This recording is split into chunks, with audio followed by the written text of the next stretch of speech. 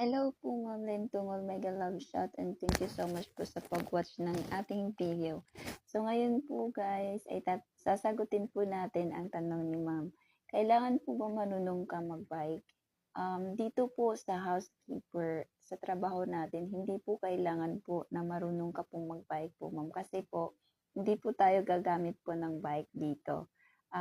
Ang kailangan po natin ay maglalakad lang tapos marunong tayo gumamit ng Google Map dahil yan po ang natin magtuturo kung ano sasakyan natin. So, always lang po kami dito nag-commute and sasakay po tayo ng train o di kaya bus po. So, no worries po kung hindi po kayo marunong mag-bike dahil train at bus lang po tayo tapos lakad po.